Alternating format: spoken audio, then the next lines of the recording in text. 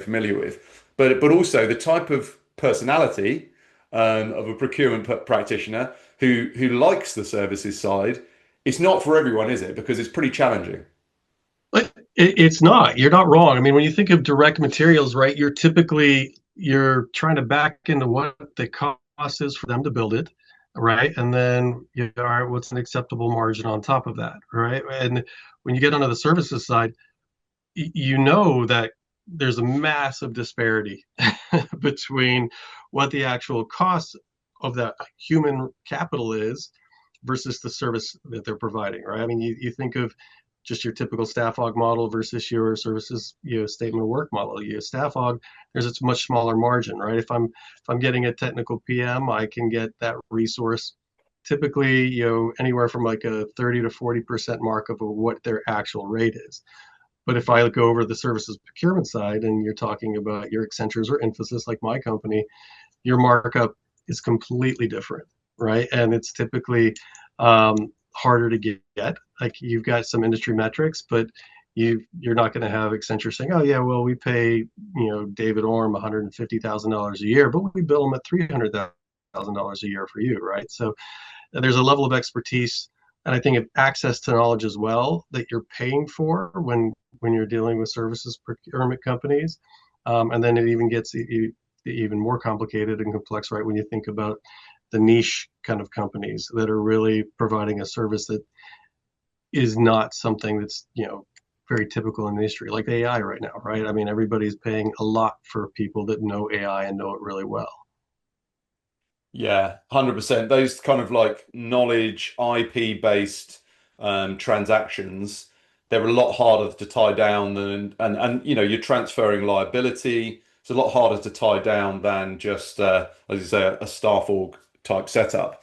And it was like I say this event I went to last night was really interesting listening to Richard from Bloor Research talking about the fact that AI could make a person who's working 5 days a week be able to get the work done in 3 days a week. And like what connotations does that have for GDP versus job creation, things like that. And it's like, well, you could look at it one way or the other. You could look at it as you need less of that person doing that work, or you could look at it as that person can be more productive and actually you can get more work done. And actually where this moves is towards what's the thing you're trying to do rather than just looking at work in this binary way of just looking at it as just time spent. I found that quite fascinating, but it also ties into the fact that you've got all the liability tied in with regards to these service providers. They're providing people doing work, but they're also providing background in intellectual property, and they are taking liability for the delivery of it. So it's a completely different setup to that kind of staff org scenario.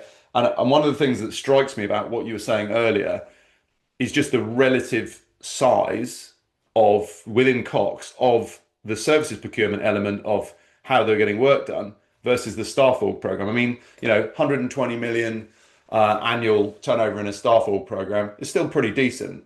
But when you're getting to the point that the program's 1.6 billion per year, and still 120 million of that is staff augmentation, that just shows the relative size of those two components of how that organization is getting work done. It's not always going to be the exact same kind of multiplier in every company, but as you and I know, it's on average, it's easily 6 times. In most cases, I see it more like kind of 10 times the size. I think maybe a lot of people don't actually realize that. Well, and you're not wrong, right? I mean, if you think about it, the staff oxide is the visible workforce, right? Typically, right? Because the manager's directly managing it, so they know they've got it. They're issuing a laptop a lot of the times, giving access.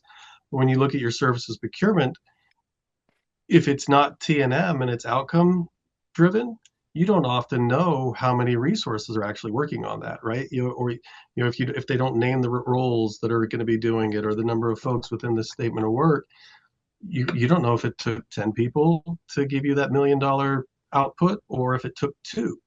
And that's one of the things that we did at Cox is we try to put named resources in every single one of our statements of work. And just from a data collection perspective, we wanted a rate associated with that person. Even though it wasn't time and material, we wanted to be able to say, okay, well, we've got 5 people, scrum team of 5 folks, where they're the scrum master is making X, these folks are supposed to be making Y.